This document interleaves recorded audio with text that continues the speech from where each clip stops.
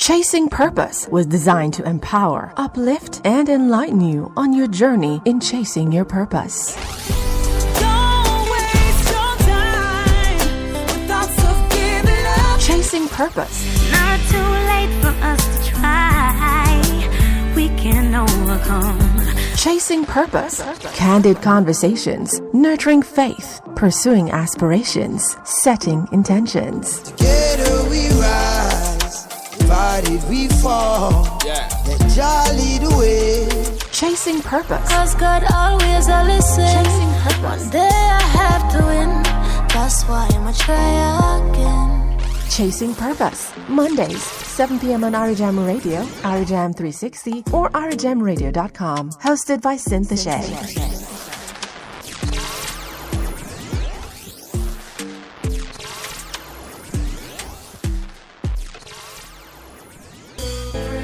We shall conquer the beast again. Me and Babylon could never be friends.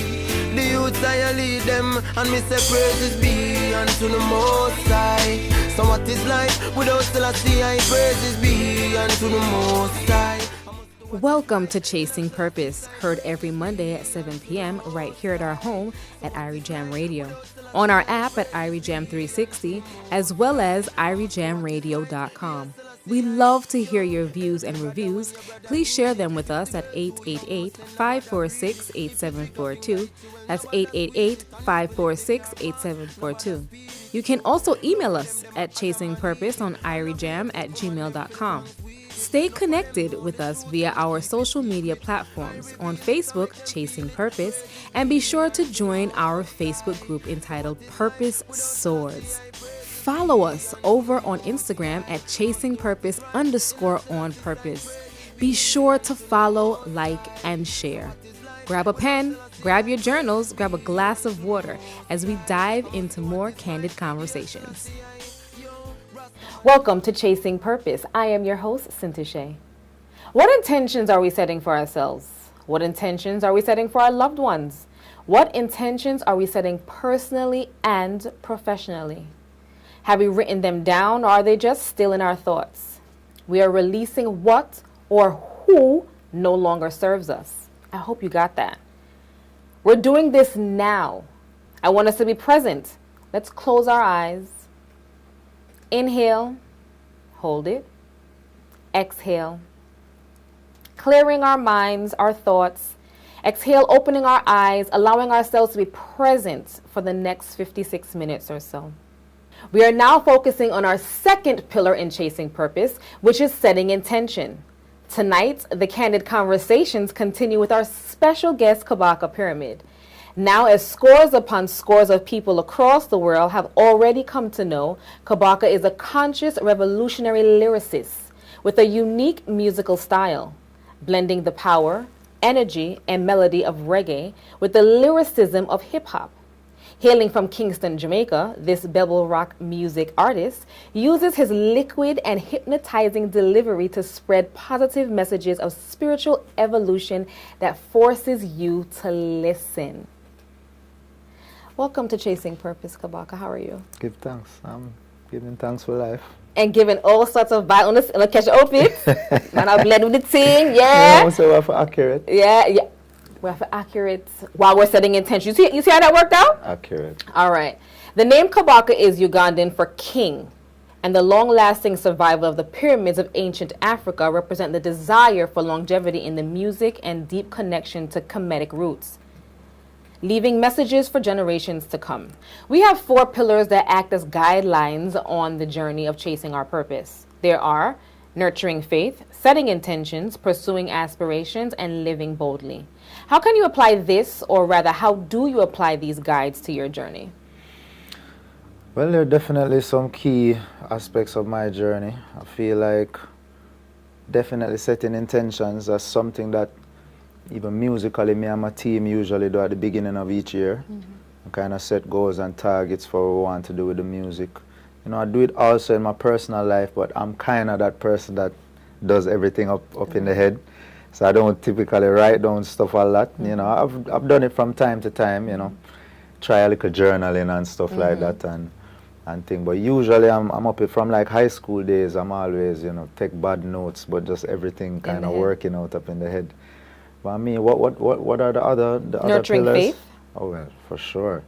I mean, for me, like, all right, when it comes to nurturing faith, I guess is like the belief in something unseen, and I feel like, once you have a direction and a motive, then you haven't realized it yet. So faith is definitely that impulse that provides you with the motivation to continue and achieve that goal. So you definitely have to have faith, like especially when the doubts start to come in. Absolutely. You know what I mean? And them negative thoughts set in, and it's really faith we use to overcome them. And yeah, for sure. I even put out a song recently called Believe. Yes. And yes, have to believe. Yeah, you yes. have to believe. Like as Marcus Garvey said, without that self-belief, you're already defeated. Absolutely. So, yeah, for sure. What about pursuing aspirations?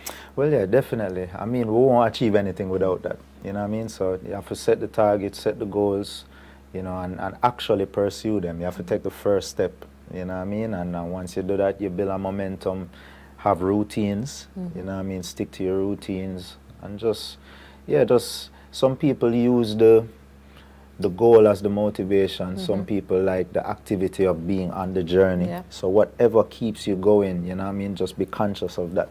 I love that. Be conscious of all that you're doing. Yeah. Living boldly is our last pillar.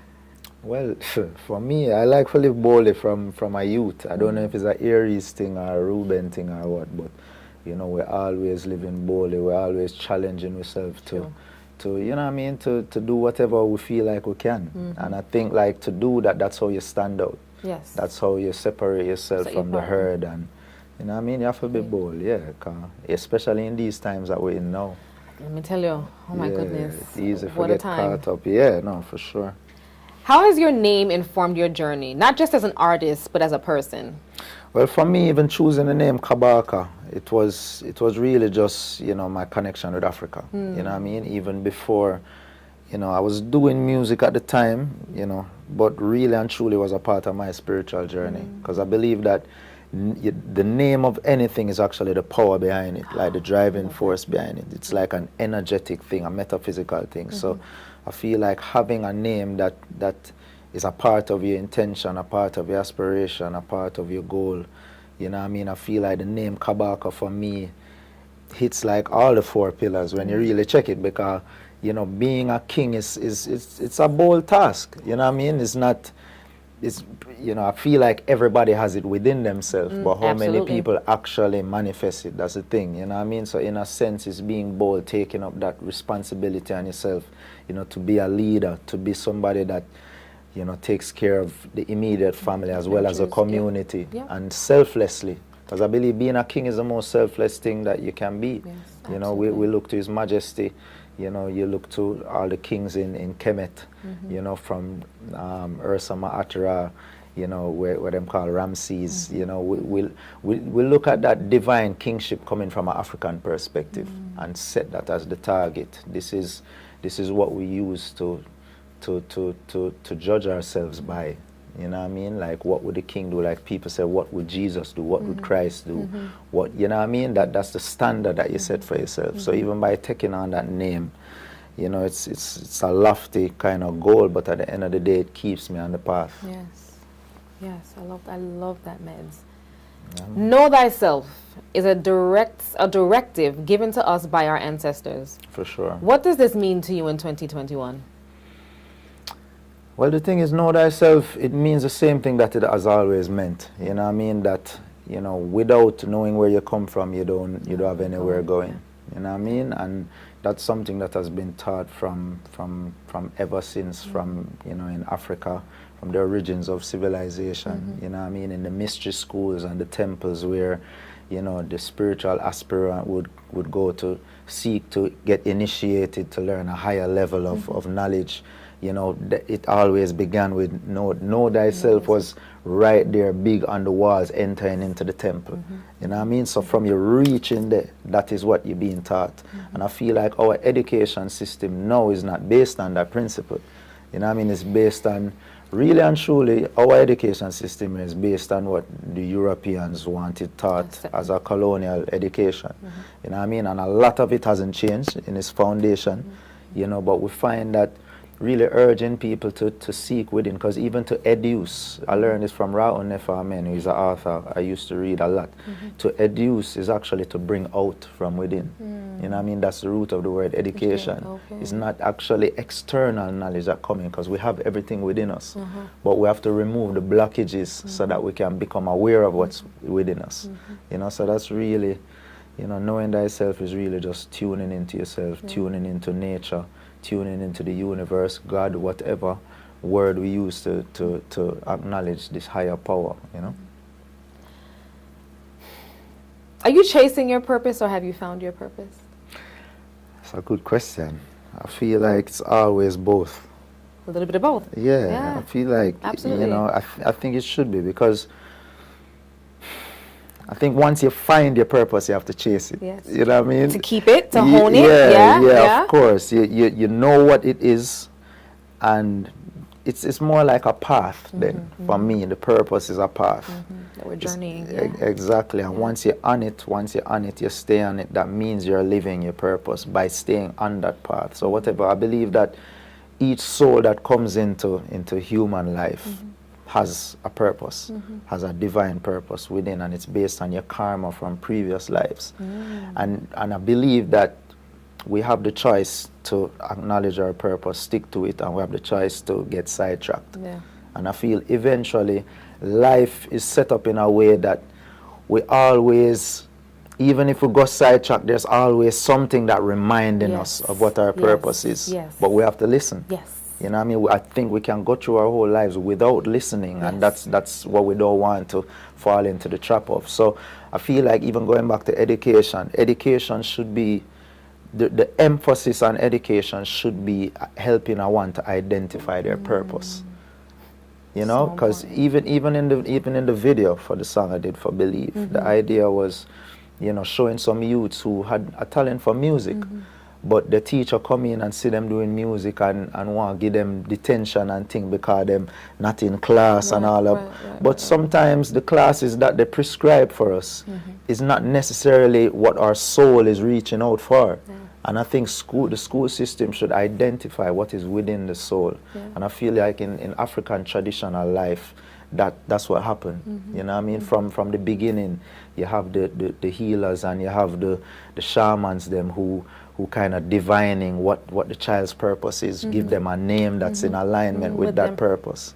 Nowadays, we're just picking random names out of the blue. You know what I mean? A lot of names that don't necessarily identify with our heritage as well, too. You know what I mean? So that's why it was important for me to find an African name and really get back in tune with that, you know? Y'all know every time a guest comes, like, Kabaka's giving me all sorts of awesome energies here. All right. What we focus on impacts the direction in which we walk. With so much distraction, how do you remain focused? All right. So for me, I think that the decision I made to do music for the reasons that I'm doing it for, it's almost like it automatically forces me to stay focused, because I understand that I'm going against the grain. I'm going against what the mainstream, you know what I mean, like the subject matter in music. Like, all right, for me, Sizzler's music is what inspired me to do music. It inspired me to walk the path of Rastafari, you know what I mean? And like for me, my main motivation for doing music is being able to do that for somebody else. So I know the type of music that had that connection with my spirit. So I know that there's certain things I have to do in order to achieve that.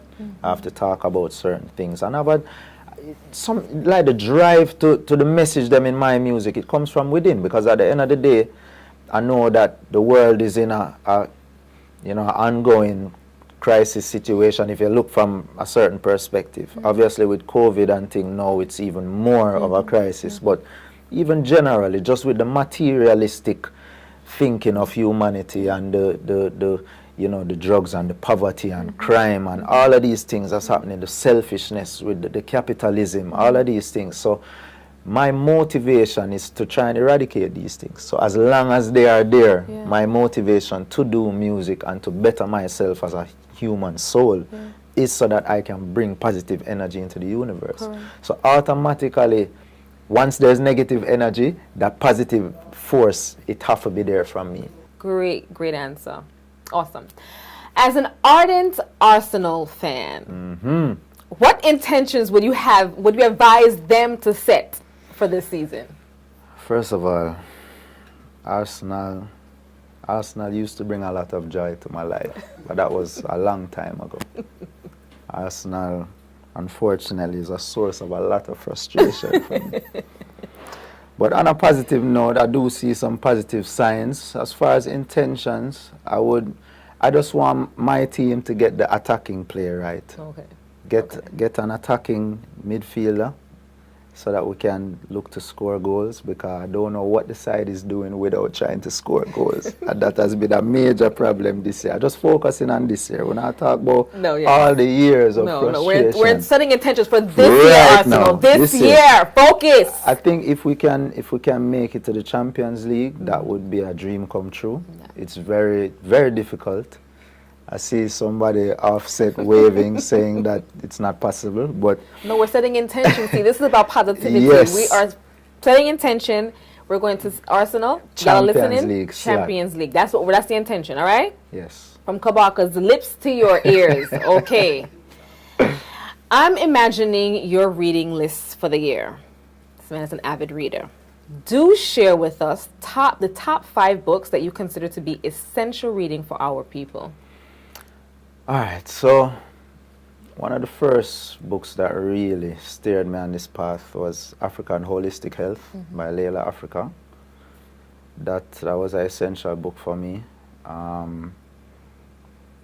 You want me to give like a basic give us a synopsis. I always love to know. Educate yourself, guys. Remember to write these things in your journals. These are major keys to our spiritual growth. Yeah, so African Holistic Health is really about... as it says, what are the factors determining health for the African person? A lot of the medical industry, the food industry is based on European ideals, diets. It's also based on commercialism and what can make the most money for these companies. Yes. So it really strengthened me on my diet journey. You know what I mean? I've been a vegan for 17 years, vegetarian for a year before that. And that was the book that really got me to know like why I was doing what I was doing for health reasons. Different from just, Rasta, we don't eat meat, or we don't, you know what I mean? Like actually knowing what it's doing to the body and stuff like that. And that was the first book where I learned about my art and about these concepts of balance and, reciprocity that coming from out of ancient Kemet. So that kind of spurred me thinking, like, because growing up in a Christian society in Jamaica, you read the Bible and you hear them talk negatively about Babylon, about Egypt, about all of these places. So there's this innate resistance to anything Egyptian in coming as a Jamaican. So naturally now I wasn't going there, but that book kind of opened my eyes and said, wait, when you really check it, the pyramids them did it, but we never really identified that with black people. You know what I mean? So when you start to read that now, and that brought me to my next book now, which is the Perth M. Heru, written by, so tell you his name, but it's basically... Say the name again? The Perth M. Heru. It's basically a translation of the Egyptian Book of the Dead. Okay. Muata Ashby wrote that book. And that book provided me with a base of understanding that all the world's religions have gotten their inspiration from out of African spirituality, especially out of Kemet, from Ethiopia, Kush, go straight up to Nubia into Kemet. That's the foundation of all the religions. All the religious stories that you hear in different parts of the world, different religions, Christian, Judaic, Hindu, all of them have predated stories in Kemet. So you learn about Heru, which the Greeks call Horus. You learn about Asar, which they call Osiris, and Aset, which they call Isis. you know, and that trinity, that, you know, father, mother, child is a trinity, you know, the root of certain trinities that you see in other religions. And I felt like that was very important to me because, you know, a lot of us coming from Judaism, we have this mentality of the chosen people, where you feel like me and my tribe, me and people who think like me are in the right, everybody else is wrong. But that book got me to think that there's unity within every religion, every race. And once you know the source where it's coming from, then you can see the unity. So those two books were essential to me. I would fast forward to a two series book called Her Back. That's volume 1 and 2, written by Aisha Shwala Delubix.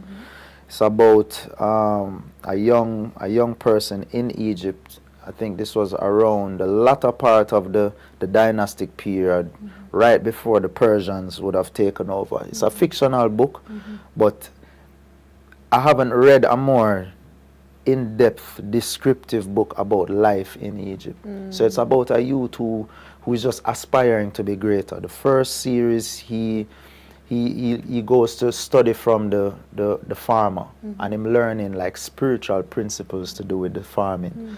And then he goes to learn from the craftsman who does woodwork, and then him teaching him some deep science about these things, but explaining it symbolically through basic things that we learn. So this kind of inform like my view of how the education system should be. You know what I mean? And by the time you reach the second book, you realize that all the stages he went through in the first book was preparation for the initiation that he would go through in the temple in the second book. So it's a similar book to The Alchemist, that in terms of, but for me it's a more in-depth story, like from the perspective of a young person going through. So in the second book, learn from the master mathematician, the master magician, you know, explaining, you know, certain things, how to create magical illusions. And, you know, trust me, that book there, definitely one of the most important books I've read, for sure. And then now, more recently in my life, I would say like maybe the last 6-7 years, I've been going deep into reincarnation. And two books that I love to talk about and were impactful for me is Many Lives, Many Masters, written by Weiss, I think it's not Robert or something like that, Robert Weiss. A doctor or something. Yeah, doctor, yeah. And another book called Journey of Souls. Don't remember the author for that one, but it's easy to find. So Many Lives, both of them are written from the perspective of a psychiatrist who does like regression therapy with their patients. You know, basically somebody comes in with an issue, the doctors don't know how to fix it, they go to the psychiatrist to find out if it's mental. Correct. Psychiatrists would use hypnotism to regress them to a previous part in their life and see if they can bring up why the issue sprung. So in both books, both the psychiatrists who wrote the books, they ended up carrying somebody back into a previous life. Like they started describing things that had nothing to do with their current life.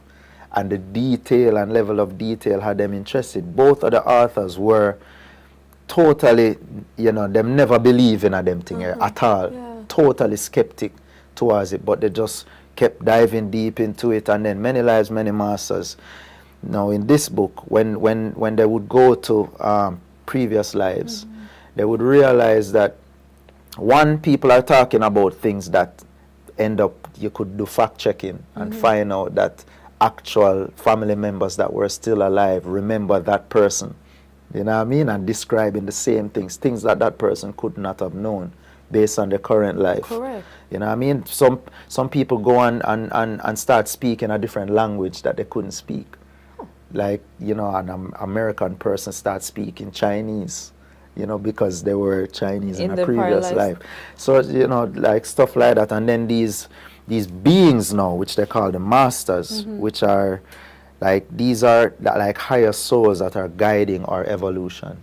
They start to speak to the psychiatrists and start giving them messages and certain things you would ask, they weren't allowed to give those answers, you know. So it's so deep. Like, trust me, everybody, if you we talk about the why. Like, for me, if you want to know why we are here, what is our purpose, Right.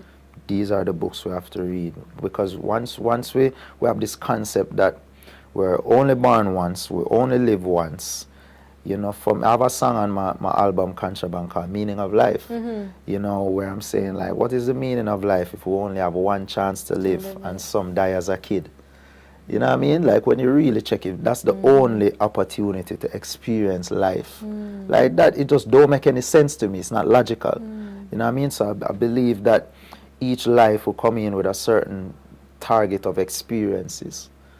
Because really, no matter what we go through, it's about how the experience of it affects our being and our growth. Yes. And our soul, the deepest part of our soul, actually collects the essence of those experiences I love and that. carries it into the next life so that we love can that. build upon it. I love that. And both of those books talk about it. One talks a lot about the different lives that the patients went through. Right. And the Journey of Souls actually talks about the afterlife process that the different souls went through.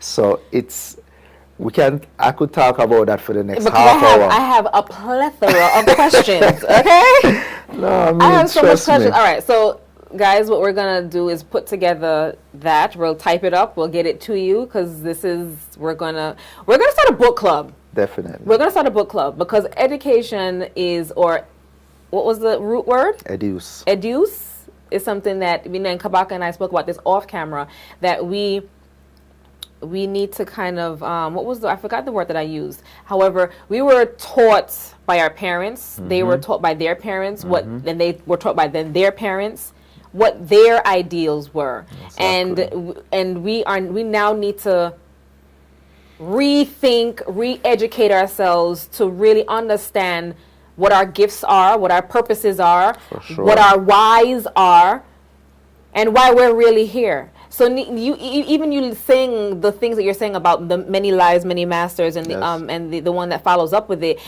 I'm intrigued. No, for sure. I think we're in a time now where we've lived for, thousands of years by, as you said, learning from parents, having we've gone from a family mentality, a tribe mentality, a nation mentality.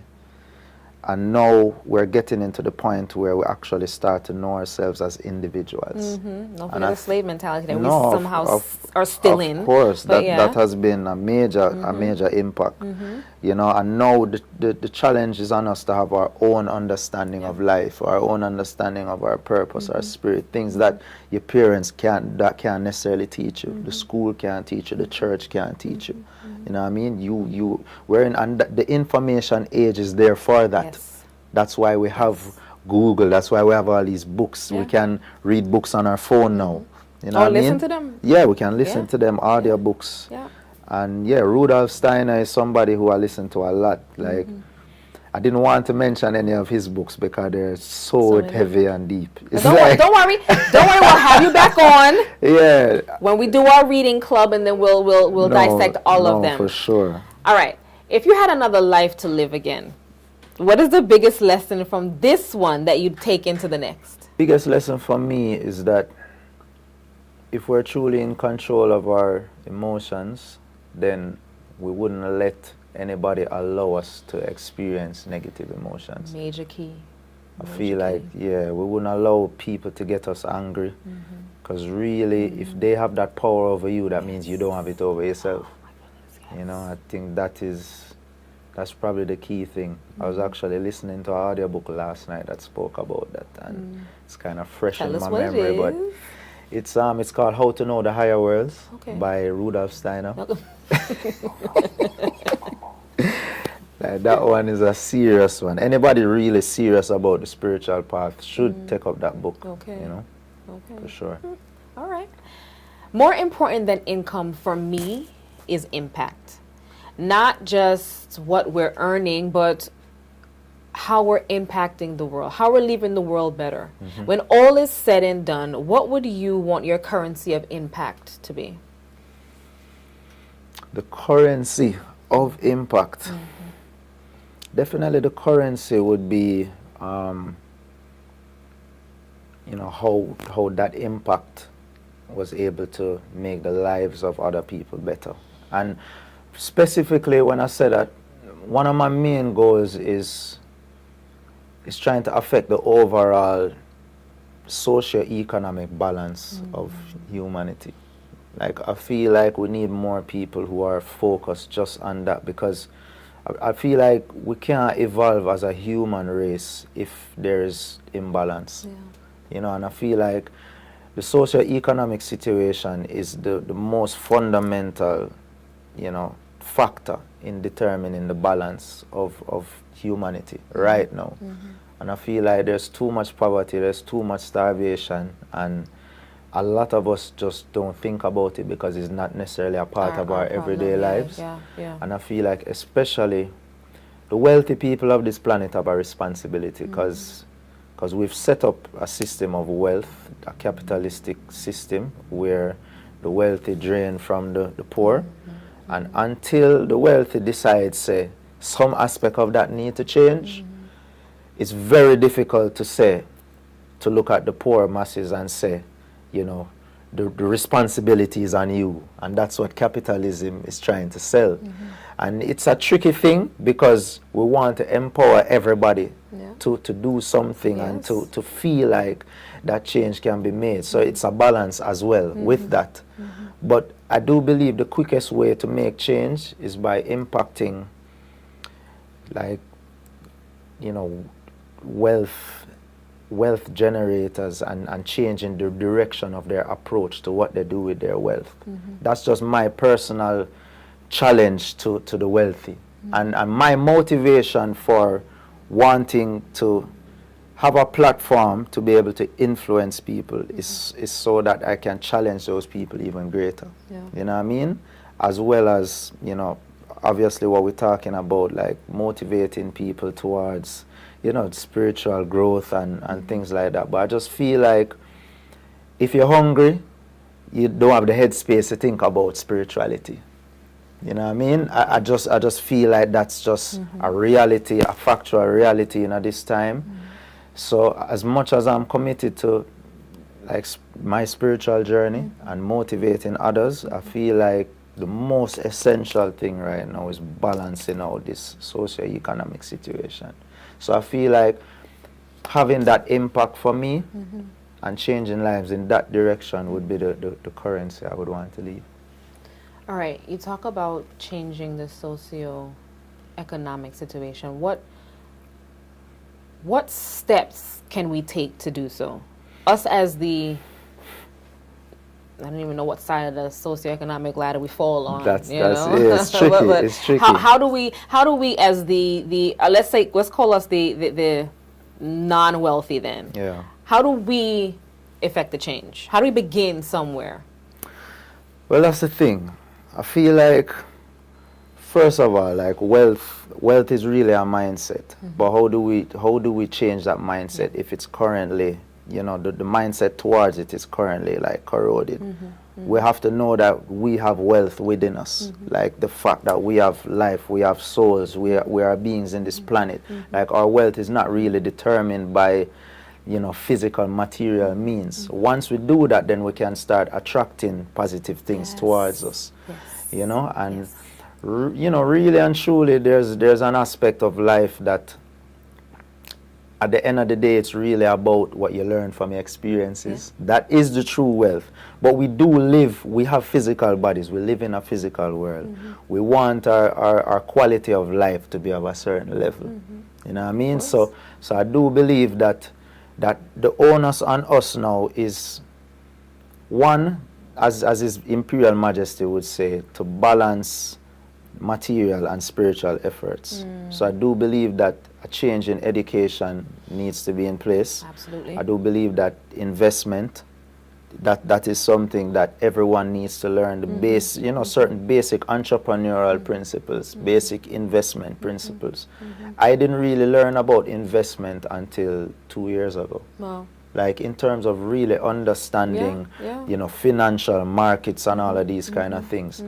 I do believe that, we need to step up our general education of these things, and the school system needs to be augmented so that ones, are even in Jamaica right now. One of our greatest sources of wealth is the music industry. Yes. And what going through the high school system in Jamaica, primary school, high school, how much can we say we learn about the music business or the music industry? Next to nothing. We don't even learn about the history of our music, So I feel like we're missing out on a whole, like, plethora of wealth opportunity by just stifling that within the education system. Totally. So agree with you. as much as if we are in rooms with people who are deciding on these things, we have to speak. Yeah. We have to use our influence. You might know somebody, I might know somebody. We might want to start our own campaigns and awareness. Absolutely. Use our platforms to do them thing there. Yeah. And I feel like, over time, if we do that, then the change will be gradual. And it is happening, but we need to step it up. We do. Major key, guys, he said, the wealth is within us. Major Certainly. gem. You speak a lot about alchemy, karma, and reincarnation. Is this return of another Kabaka? Is this the alchemist having an experience as a lyricist? Definitely.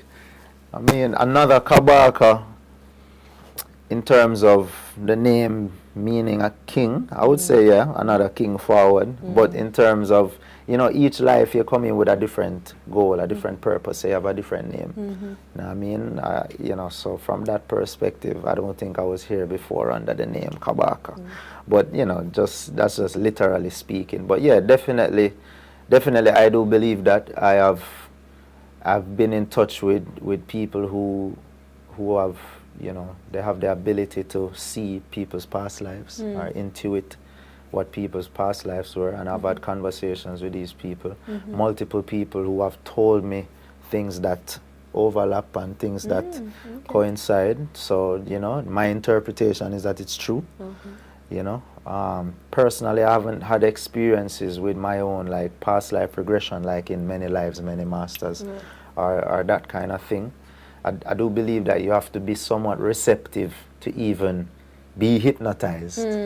I feel like the way my brain works, it's hard for somebody to do that to me, what I mean? But I do accept the reality of reincarnation. So I don't think I need to be convinced that it's true, I'll So have to do some reading up on it. no, for sure. In life, the 5 W's. Who, what, when, where, why. These all act, I believe, as compasses to guide our path. I find the why to be the most profound. So I ask you, what is your why? So the why as in the question or the answer? Give me both. All right. So for the most important why for me is, why are we here? Like, why are we born? Why are we in existence? And in this time. Yeah, that always exactly. puzzles me. Why was exactly. I born in this specific time and not in the 1800s or so on and so forth? Sorry, I had to cut you. No, for sure. And that's the thing, even that question, I'm not assuming, but I'm sensing that there is a sense of, if I'm going to be born once, why this time? And I understand that's the typical way of looking at it. But for me, I do believe that question is still valid, but you could have been alive in the 600s or the 1000 BC, but I do believe that we choose specific points in time to reincarnate, and it's based on what's required for our soul growth. That's what it's based on. So I feel like a lot of people are trying to incarnate right now because of all the turmoil that's happening on the planet. The reason why a lot of people are trying to incarnate now is because we learn most from turmoil. Yeah. We gain the most soul experience from Yes. so-called negative experiences That's true. and going through those emotions. The person whose life is easy and they have everything they want, how much do they really learn? Yeah. You know what I mean? It's the same way when children are sheltered, you know, when they don't get to go out and experience the world, like how much do they really learn? How much does their consciousness expand? So I feel like as an evolutionary kind of, you know, outlook, I think a lot of people are trying to be alive right now, you know.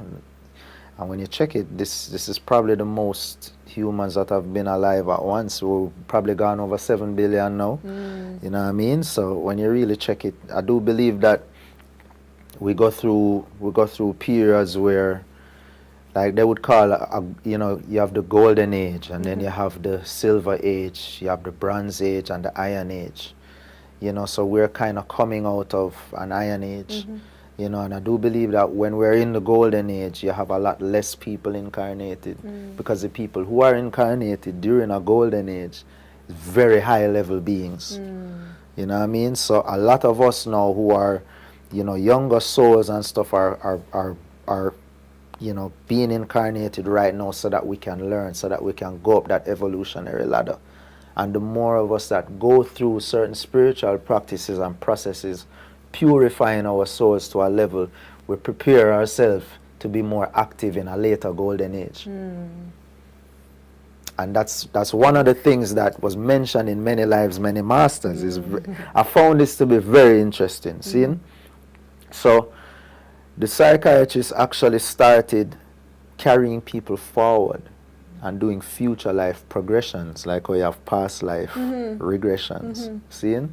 And you know, he would carry people 100 years ahead, 200, 500, 1,000. And what he realized was that when he reached to 1,000 years, everybody was describing the same thing. Everybody was saying that, you know, the planet was all green, everybody was living peacefully in love. There were a lot less humans on the planet, you know, and I think that ties into what I was saying before. And but when you check like 500 years, some people would say that, you know, an asteroid hit the planet, or, you know, or a disease spread, or, you know, so it's almost like we know where we're going to be, but we still kind of choosing how we get in there, in a sense, you know, based on how we evolve as humans, what kind of things we attract to ourselves. You know, and I found that very important for me, you know, just knowing that at some point in time in the future, everything that we've talked about and read about in these books, we're going to have that reality. So there's a hope for the future. There is a hope for the future. And I believe that we, in this time, right now, we are the change. Definitely. We may not be seeing it in the physical, but we are the change. We are a part of that shift. Definitely, we're active in it. For sure. Active in it. So as we're nearing the end of our time together, I would like to introduce a new segment to the show. And it's called the Setting Intentions Jar. So everybody stick a pin. Let me just grab my jar. My Setting Intentions jar. You see that there? So nice. All right, what we're going to do with this jar, right? This is how it's going to work. I, along with our guest, and our guest today is Kabaka Pyramid, and you in my listening and watching audience, you're going to give us a call in studios, or you can DM us at @ChasingPurpose_on-purpose on Instagram, on Facebook. You can send in your intention, and we're going to be pulling intentions and putting them in the jar. Kabaka has graciously agreed to put his intention in the jar. I'm going to put my intention in the jar. And then what we're going to do is over, say about a month or so, we're going to check in with everybody that has gone into the jar, become like an accountability partner, right? We're going to hold each other's hands. We're going to speak about, you know, what the ebbs and flows are, and addressing the intention, how we can get to the intention together. I want everybody to understand we're doing this together. This entire Chasing Purpose thing is not about me. It's not just about Kabaka or any one person. This is holistically all of us together on this one journey for us to realize what our purpose is, because I strongly believe we're all born into it. So I'm gonna grab a pen. I'm gonna write no. As a guest, let's be kind. Let's have our guest write. I'll take the cap off for you. I know. This is good. I'm excited. Guys, we're going to hold each other's hand in getting to our intentions. This is how we realize and actualize our purpose together. Nobody's on this journey alone. Lord knows I am not on it alone. So I want us all to come together to set these intentions and just to be great. That's why we're here, right? Certainly. Yes. My writing not so good enough. No about that. That's all right. Just fold it and drop it in the intention jar. All right. There you go. Yes, our first intention. I'll write mine. All right. I will write mine. I'll fold mine up some more. Yeah, you know, man. because see it creeping out of the jar, you know.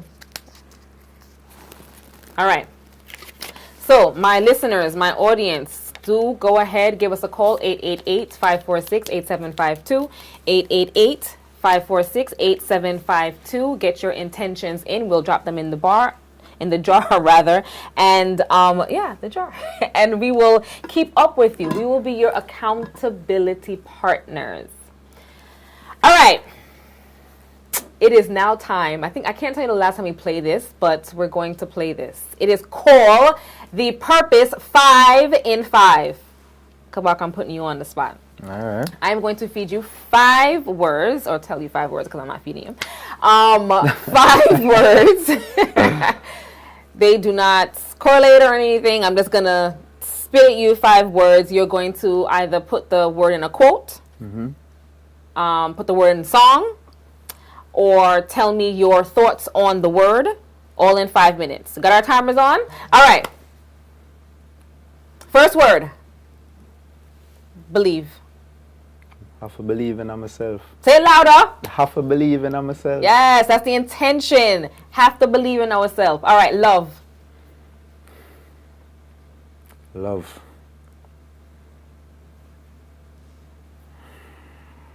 Five minutes, clock a burn. Clarke run. Well, for me, I'll give my thoughts on it. I feel like love is the binding force for all the universe. I feel like once we tap into it, then we'll start to experience the oneness in everything. That's what love is for me.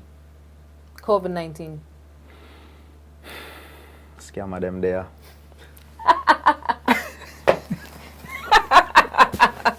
That threw you off. Because where is the lie? Where is the lie, guys? Where's the lie? Where's the lie? Seriously. No, it's very interesting. It's COVID situation is an interesting one, you know. I mean, definitely condolences to anybody who has lost anyone. Absolutely. To the COVID situation. I know people who have contracted it and the symptoms are very severe. They can be. But there is something behind this thing, and I believe that it's you know, motivated by the pharmaceutical industry, you know, as well as some people who want to depopulate the planet as well. So, yeah, there's a lot of things we could say about that, but I don't want to put the show in any trouble. All right, power. Power. What am I going to say about power now? Who did say power to the people? It was, I see it there. Say it louder. Amandla Aweto. Yes. There we go. Power to the people. All right. Purpose. I have purpose in a song somewhere, you know. Why is it not coming to me?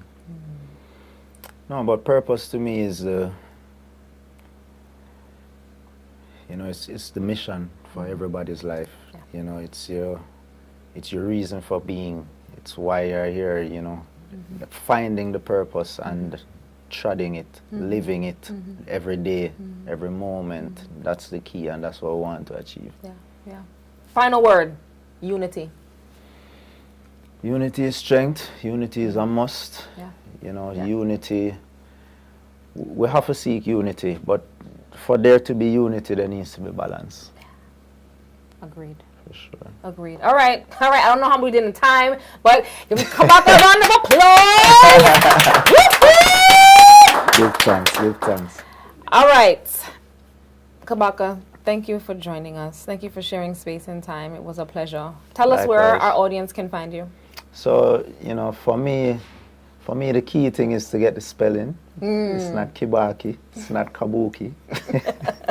So KABAKAPYRAMID. I'm on Facebook, IG, Twitter. The music is on our streaming platforms. Check out the Immaculate mixtape. Check out my new songs I just released. Believe, Don't Say a Word. Just stay tuned. I have a lot of projects coming out this year, so definitely give thanks for the strength and keep supporting, positive music. Yes.